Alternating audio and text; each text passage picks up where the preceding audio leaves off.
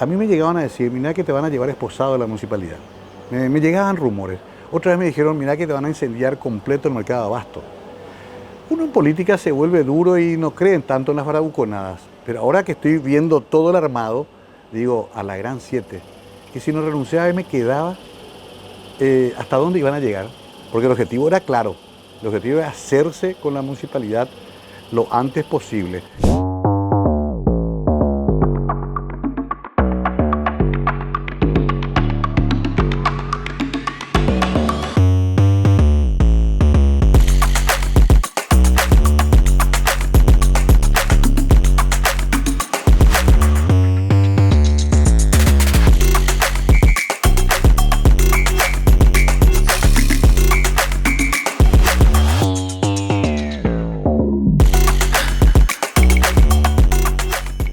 Quienes crecimos entre los 90 y principios de los 2000, lo vimos como una de las figuras más importantes de la televisión paraguaya. Era el conductor de los programas mañaneros más importantes, conductor de noticieros y hasta una de las principales figuras del resurgimiento de Teletón. En algún momento dejó de lado todo ese trabajo en los medios de comunicación y pasó a convertirse en un político de carrera más. Fue candidato a la presidencia de la República en el 2013 y en 2015 logró una victoria histórica ante el Partido Colorado en la Municipalidad de Asunción, en la capital del Paraguay. A partir de ahí sufrió muchas críticas, las reconoce él como justas o a veces un poco exacerbadas, pero a finales del 2019 fue víctima de una opereta política a través de la cual algunos ex aliados suyos, otros referentes del Partido Colorado, de varios sectores del Partido Colorado, y una fiscalía servicial al poder político terminaron generando causas judiciales que lo apartaron del caso. En estos días se estuvieron publicando los mensajes que revelan la forma en la que se planteó la opereta política judicial para apartarlo del cargo de intendente de Asunción. En este inicio de una nueva temporada de Sin Filtro conversamos con el ex intendente de Asunción, Mario Ferreiro, quien cuenta su verdad, quien relata la forma en la que recibió amenazas ya mucho antes de que se terminara montando la causa judicial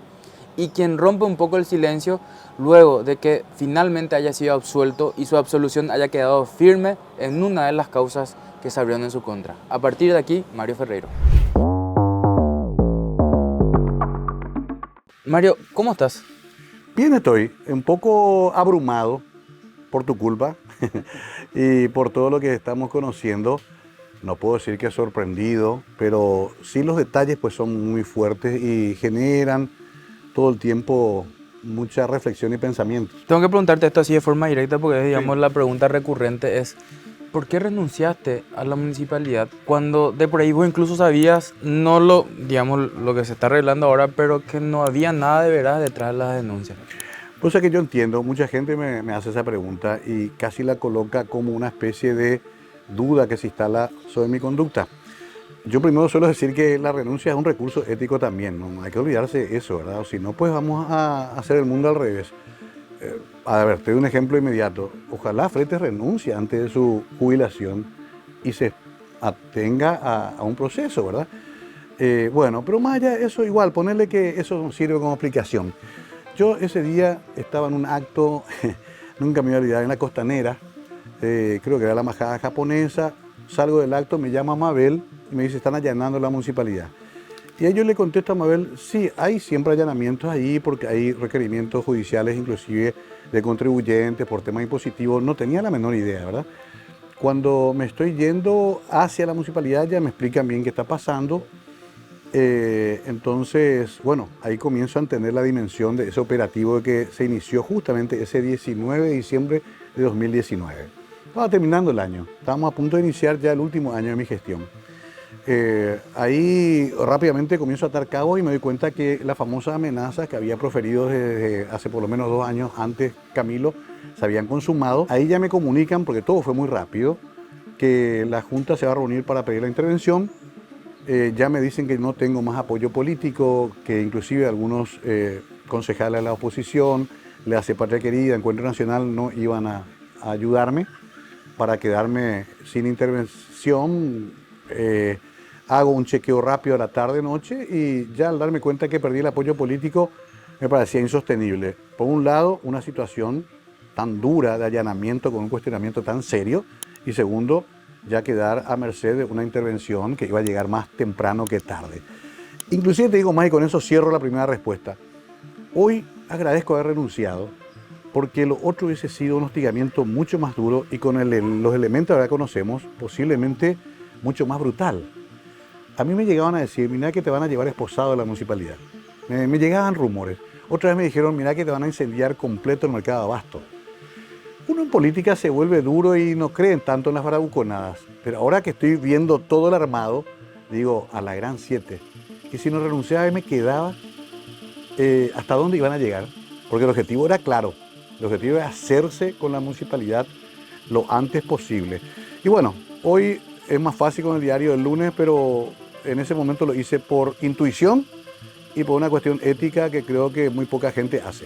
Vos veías venir una situación así, o sea, decías que las amenazas empezaron 2 años antes. ¿Cómo y por qué empezaron las amenazas antes de ir a lo otro? Mira, mucha gente también dice, vos eras muy socio de Camilo. En realidad nunca fuimos amigos íntimos. Él formó parte de un equipo político que acompañó desde mi candidatura presidencial ya el proyecto, pero hubo muchos otros. O sea, eso también, dentro de su veleidad, él casi se erige en mi inventor personal. Falta poco para que diga que me enseñó a hacer locución y a hacer jockey, ¿verdad? Pero en realidad eran grupos del Partido Liberal, del PRF, y él estaba en ese armado, digamos, político que nos llevó a una campaña en el 2013 y al triunfo en 2015, pero con muchos otros factores. De hecho, por ejemplo, los jefes de campaña y compañía que yo tuve para el 2015 ya no eran luego ni el PEMAS. El PEMAS ya comenzó a tener problemas y yo heredo esos problemas supuestamente como una especie de responsable político. A mí Camilo me llega a decir un momento dado, quizás uno sea el culpable de nada, pero igual que Lugo en Coruguate, vas a tener que pagar las consecuencias. Siempre eran ese tipo de cosas, pero sí, quizás también subestimamos su capacidad operativa y la perversidad también con la que operó, porque finalmente se alió a sus supuestos enemigos políticos de toda la vida. ¿Cómo empiezan esas amenazas, Mario? ¿Qué era lo que él te decía, digamos? Él, poco ya hablábamos, me hacía decir, hacía mensajes, yo llegué a otorgarle un par de reuniones que después decía que grabó y al final nunca presentó, ¿verdad? Yo trataba de entender, cuando uno está en la municipalidad, 24/7, vos estás con la comisión vecinal, con el bache, con el derrumbe de un puente, no estás como para sentarte a hablar de política conspiradora, estás en el día a día, es brutal la municipalidad. Y ahí también quiero hacer una especie de paréntesis. Todo esto que yo digo ahora no tiene nada que ver con salvar la gestión municipal, que tuvo muchos problemas y errores. La gente se confunde, dicen, che, ahora resulta que Mario era buen intendente. No, quizás ni lo fui, hice todo lo que pude. Pero esto ya es otro tema. Esto era apriete, directo y plata. Quiero plata, quiero plata, quiero plata. Hasta tal punto que en la denuncia que nosotros hacemos con patrocinio de Guillermo Ferreiro por persecución de personas inocentes, yo cuento esto cuando presento a Fiscalía. Digo, inclusive puse la cifra. Este muchacho quería $1.450.000 en concepto de indemnización.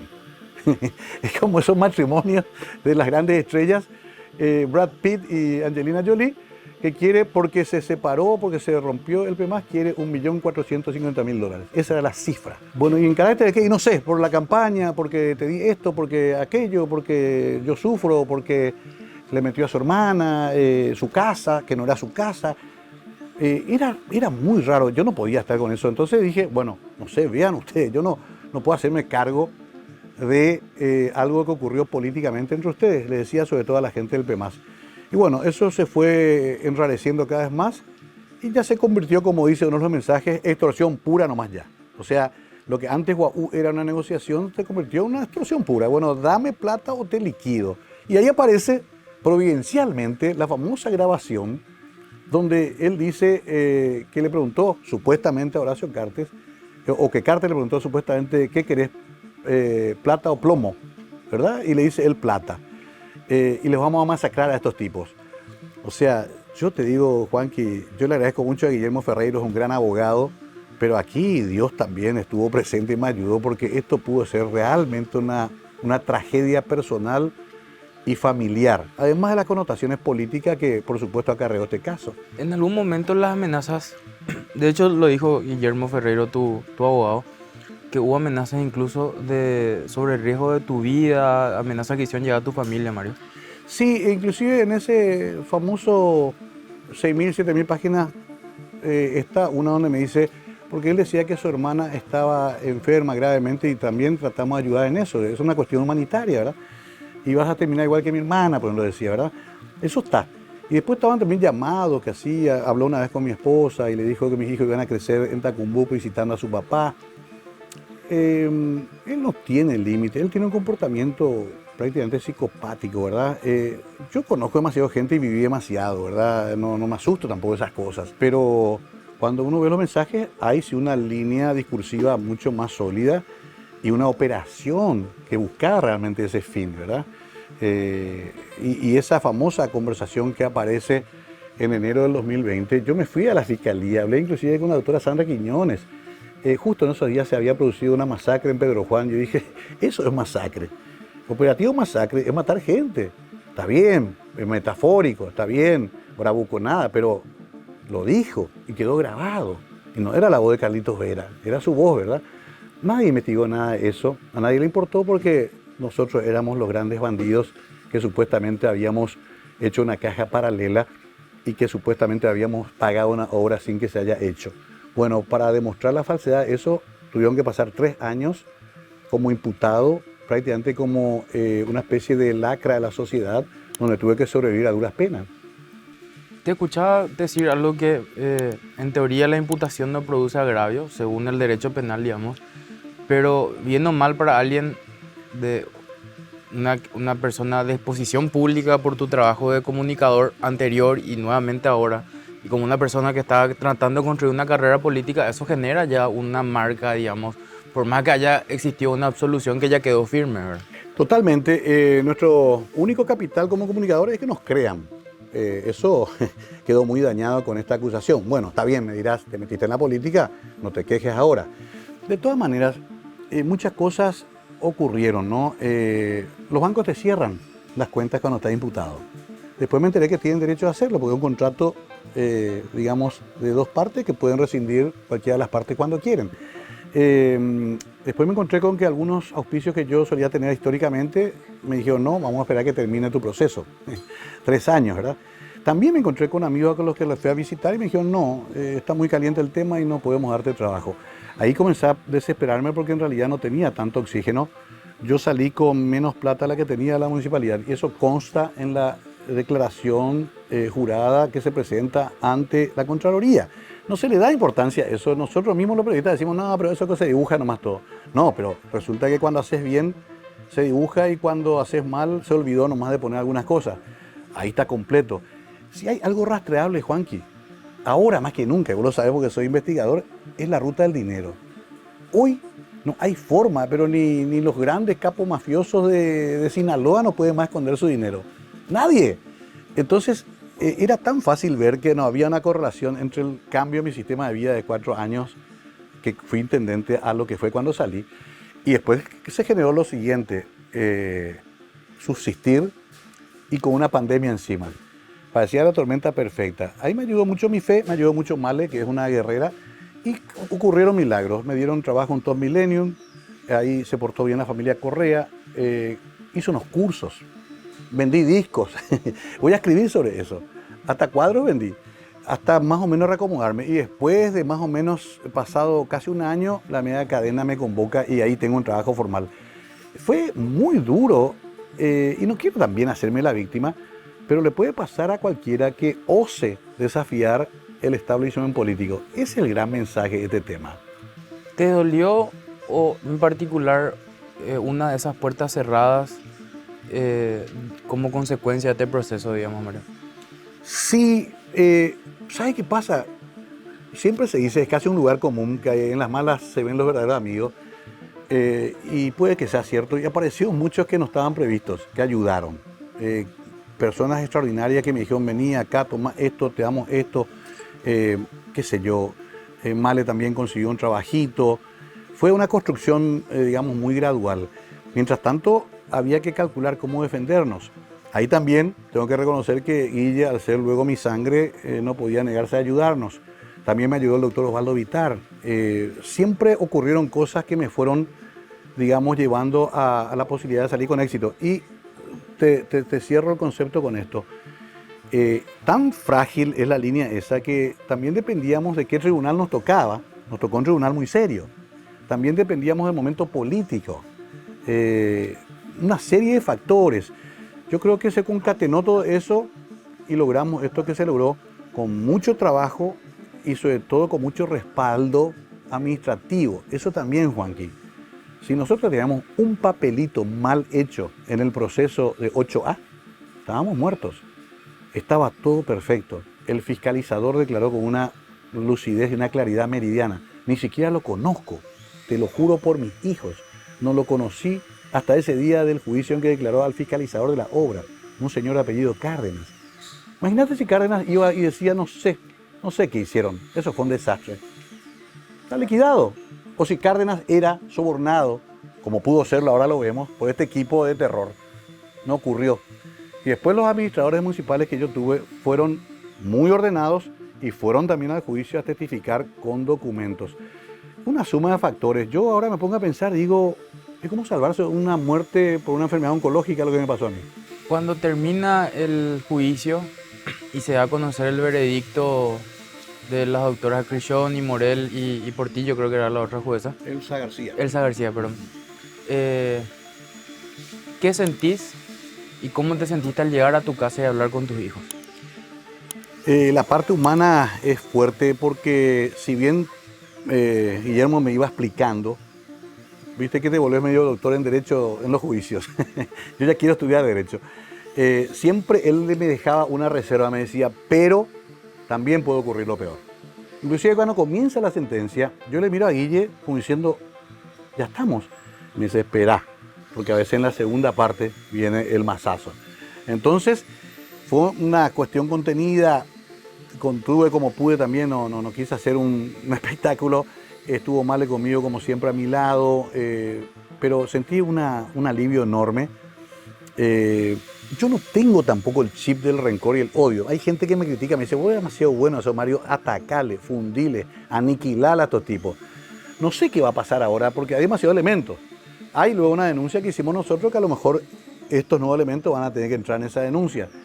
Pero yo ya ni siquiera estoy todo el día con el resentimiento hacia Camilo, hacia Guachiré, hacia todos los que le ayudaron a hacer esto, sino que pensando en que el de arriba me dio otra oportunidad y la pucha, no puedo desperdiciar, la verdad. Entonces fui y le expliqué a mis hijos más chicos. Ellos también, su mamá le explicó la noche antes.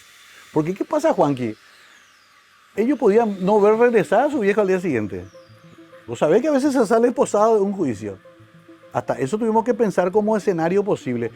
Yo me acuerdo que en la pandemia me despertaba temprano, miraba a la ventana balancina en mi baño y decía, esto me está pasando, esto me está ocurriendo. Era como una especie de pesadilla, ¿entendés? O sea, ¿en qué momento esto se fue tan al carajo como para que esté en juego mi libertad? Como para que esté en juego que yo vea crecer a Dylan y Michelle. ¿En qué momento puse en riesgo? También te hace una autocrítica. También pensé, ¿para qué puta me metí en esto con esta gente tan sórdida exponiendo a mi familia? Todo te cuestionas, Juanqui.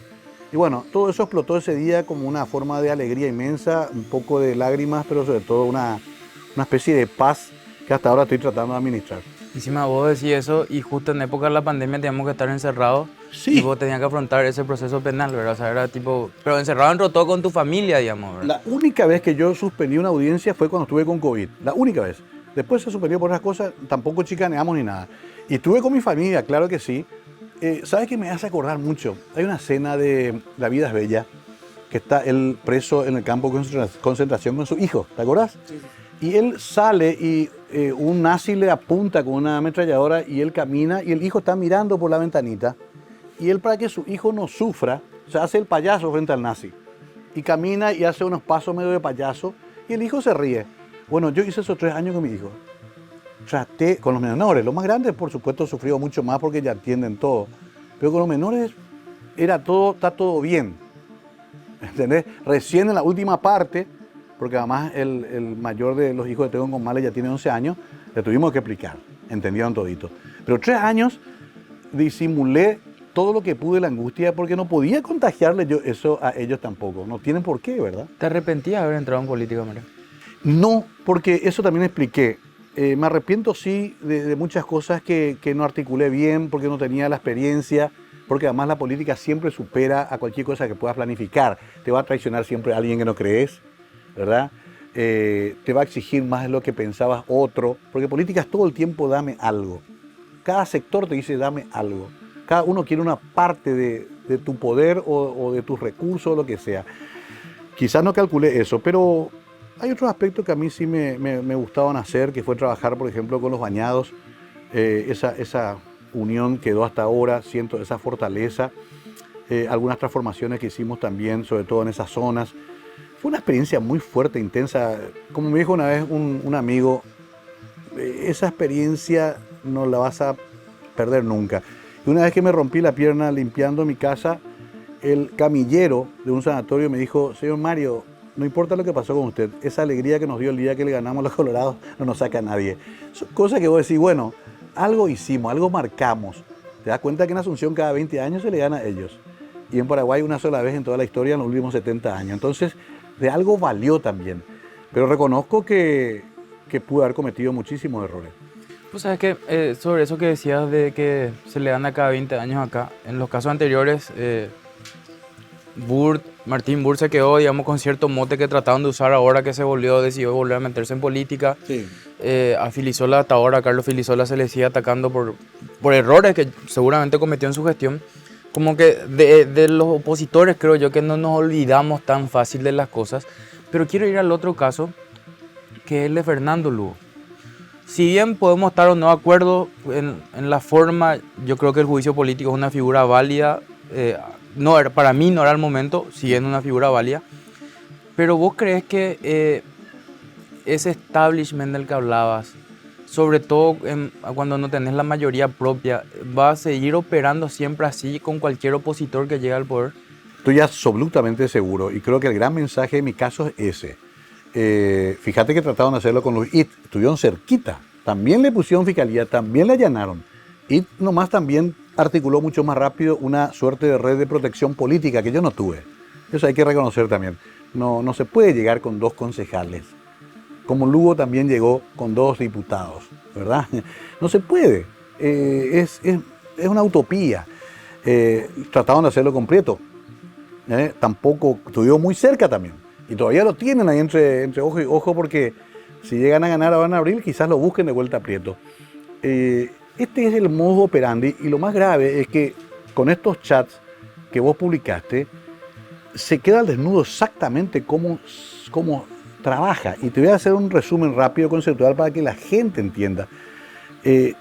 Son grupos políticos que operan en connivencia con el Ministerio Público y que muchas veces encuentran también eco favorable, cerrando el circuito, en el propio Poder Judicial. O sea, es perfecto. Es la trama perfecta. ¿Y por qué no aplicarla con Efraín si gana o con los próximos gobernadores opositores si ganan? Si está todo ahí. Hay que encontrar la persona que haga el trabajo sucio, siempre va a haber. Hay que encontrar agentes fiscales, que siempre va a haber. Esperemos que este nuevo fiscal general cambie la historia. Y hay que encontrar jueces amigos. Ellos tienen el control de todo. Jurado de enjuiciamiento, lo sabe también, que ahí se negocia todo también. Entonces, ¿por qué cambiaría eso en el próximo periodo, por ejemplo? No va a cambiar, a no ser que pateemos el tablero, lo cual yo sé por experiencia propia que no es fácil hacer, ¿no? El mayor problema, digamos, para pensar en una transformación o en un cambio, podría ser incluso el Poder Judicial y la Fiscalía, podría ser alguno de los mayores obstáculos hoy, Mario. Sí, pero también, ¿por qué no?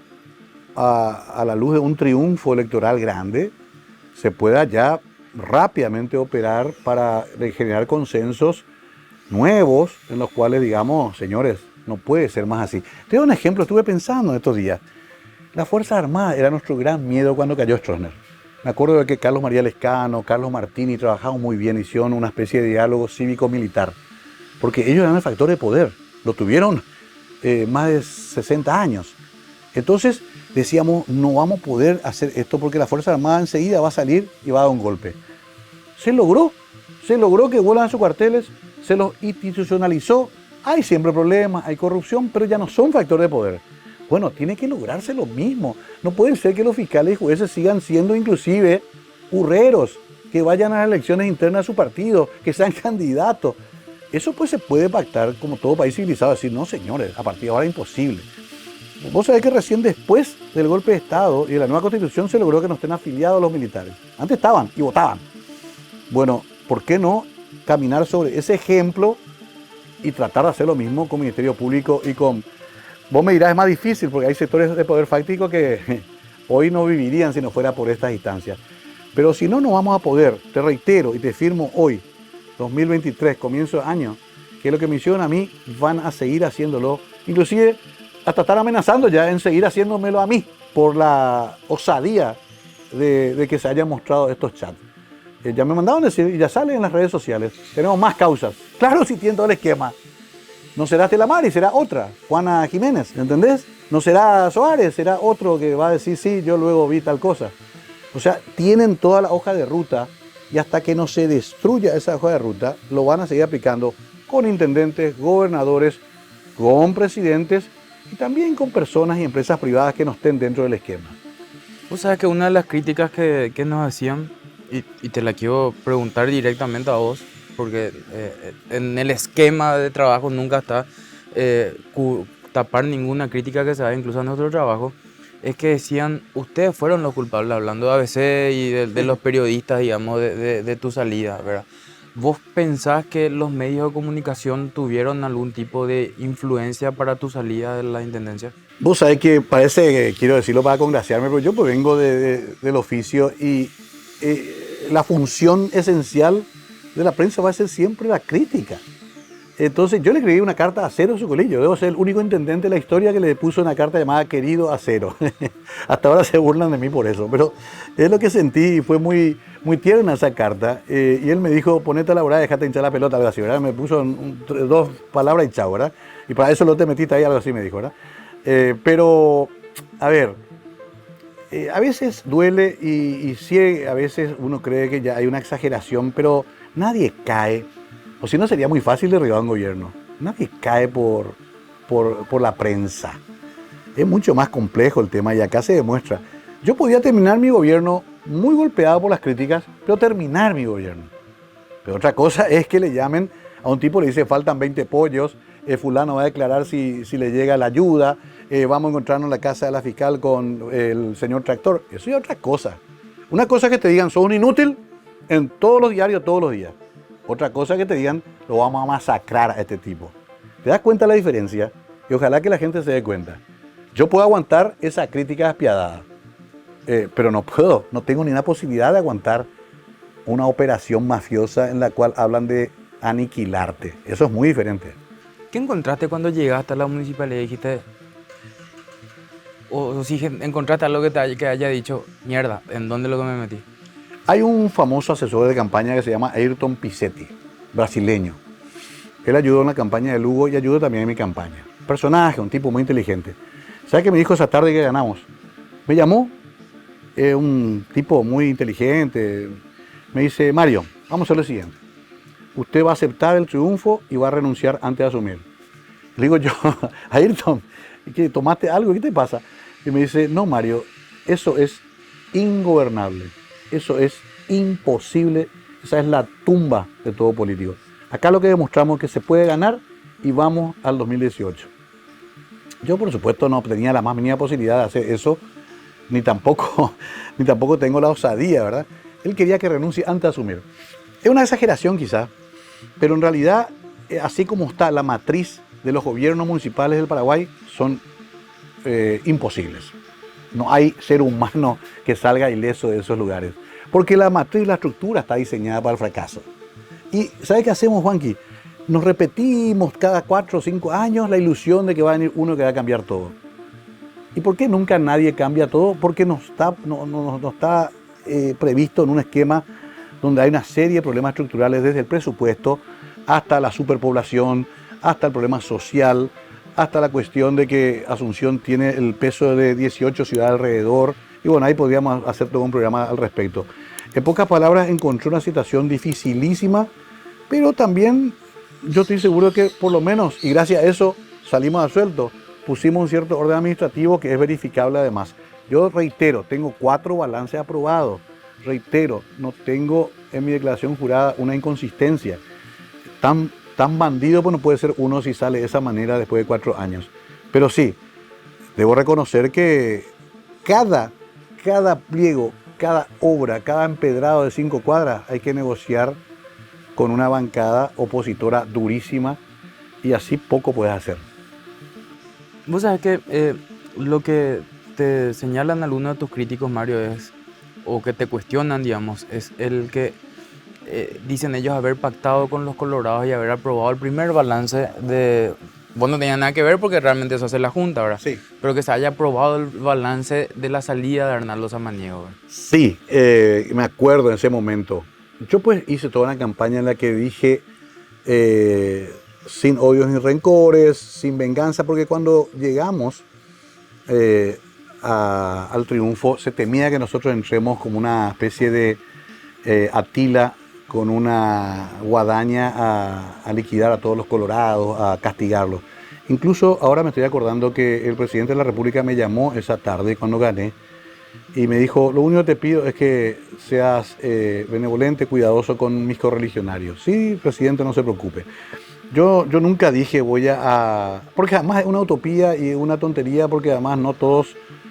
a ver, una cuestión hasta demográfica, en toda institución que entre va a ser la mayoría colorada.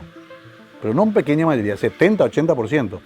Muchísimos de los que trabajaban allá adentro conmigo trabajaban bien y nunca les pregunté de qué partido eran. Ahora, con las bancadas sí tenés que negociar, porque si no, no tenés gobernabilidad. Lo va a tener que hacer Efraín también si gana. ¿O cree que Efraín va a poder gobernar sin el Parlamento? No, claro. Imposible. Va a tener que llamarle al jefe de bancada, que va a hacer de vuelta cualquiera de estos que están ahora, y va a tener que pactar, negociar en el buen sentido de la palabra, acciones que te permitan hacer algo. O si no, terminás 5 años, Juanqui, sin hacer nada. Otra opción es esa. Asumís y te quedás y no haces nada 5 años. Imposible.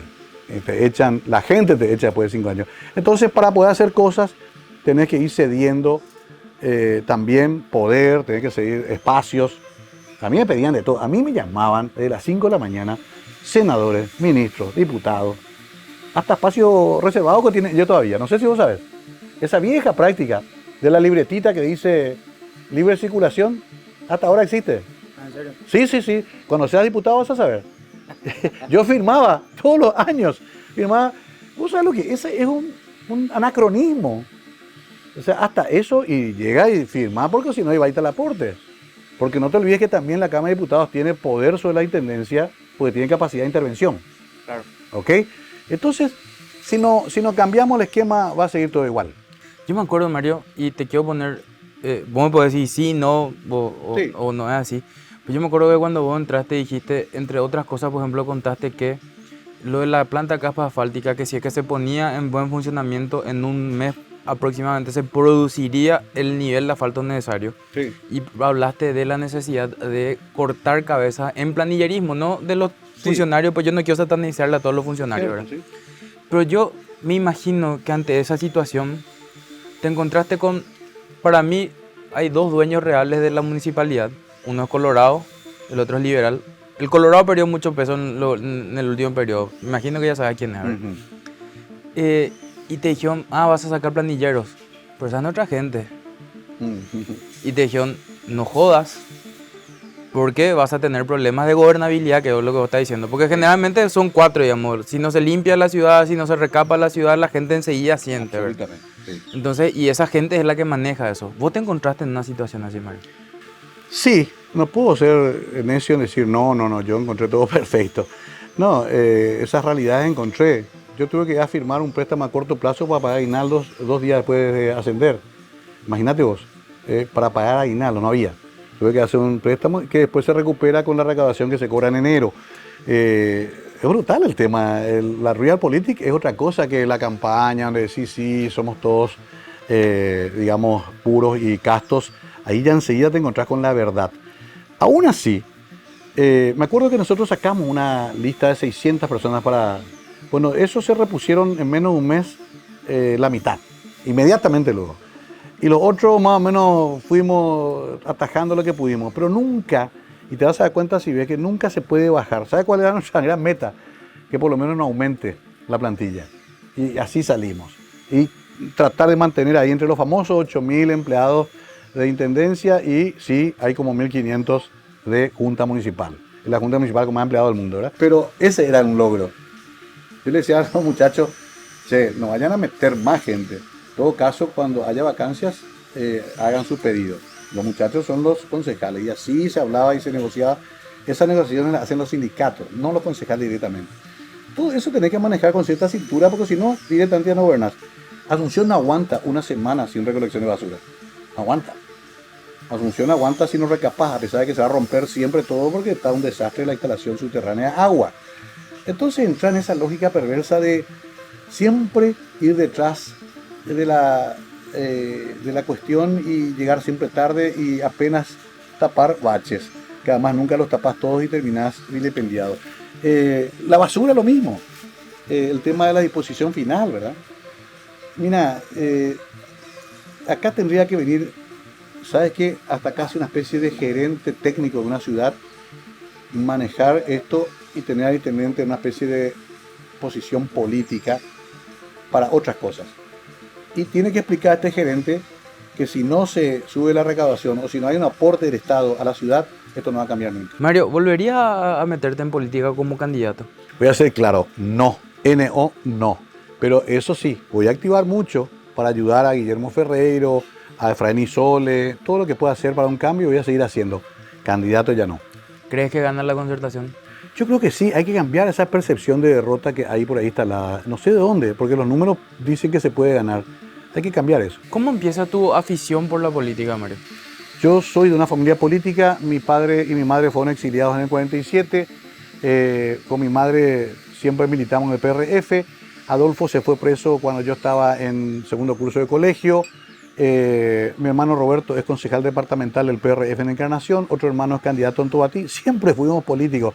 Lo que pasa es que yo era la estrellita de los medios y parecía medio alejado de ese mundo de la política. Yo reitero, y esto es muy importante que te diga, yo no voy a ser más candidato, pero todos los días de mi vida yo pienso en política y quiero el cambio para el Paraguay. Es que yo creo que esa figura de que los periodistas no somos políticos, al fin y al cabo es un trabajo bastante político también el nuestro, digamos, no partidario, que es la diferencia ahora. Absolutamente, y quizás eso también, ahora que me decís, yo casi obligatoriamente me involucré con la cuestión social siendo periodista porque vos sabés que fuera un canal o una radio te espera la señora con su receta o te llama que su hija fue violada y no la atiende la denuncia de la fiscalía y vos hacés intermediario. O sea, toda la vida son un intermediario entre el Estado y la sociedad, que es casi lo que debe hacer un político. Yo por eso no tengo una especie de resentimiento hacia la política, de qué mala la política, qué mal me hizo, pero sí, ahora aprendí a respetarla más y sé que hay gente capaz de liquidarte, de masacrarte por política y por los intereses que mueve la política. Te quiero dar unos nombres y que me digas la primera palabra o frase que viene ya para ir cerrando y agradeciéndote tu tiempo, ¿verdad? Efraín Alegre. Es una esperanza. Mario Abdo Benítez. Una decepción. Hugo Velázquez. Lo conozco poco, se le teme hasta ahora. Arnaldo Samaniego. Una gran decepción. Sebastián Villarejo. Una esperanza, futuro.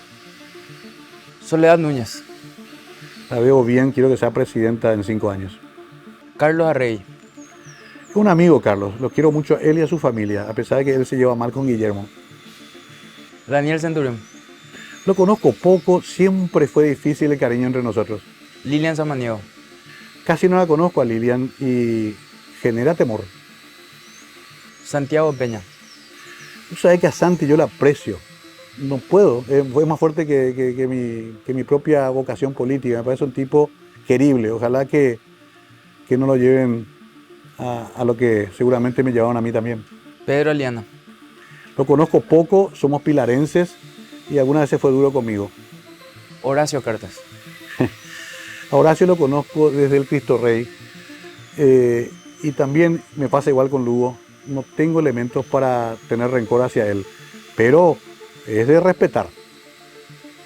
Sandra Quiñones. Una señora rarísima, tratamos por todos los medios de explicarle esta catástrofe que iba a ocurrir con su caso, igual sigue adelante. Mario, vas a seguir acompañando entonces de tu posición, pero ya no siendo candidato. Absolutamente, voy a apoyar muchísimo,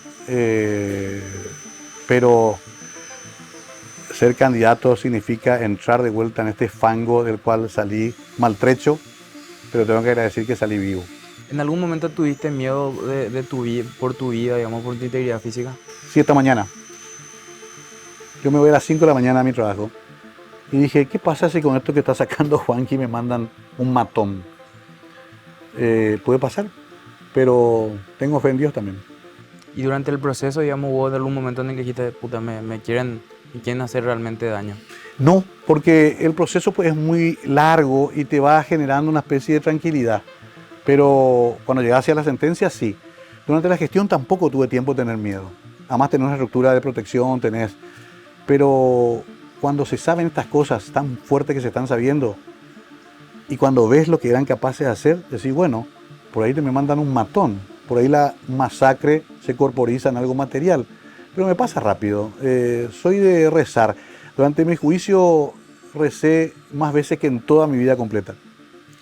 ¿En qué encontrás paz, digamos, en estos días? Aparte de tu disco, yo sé que tu disco... Los discos es una especie de ritual obligado, pero yo ya hablé muchas veces de esto y a veces la gente me dice, ¿para qué hablas de eso? Pero yo tengo un grupo de contención que es Narcóticos Anónimos y ahí encuentro paz. Es la gente que me contuvo desde el día 0 hasta el día de hoy.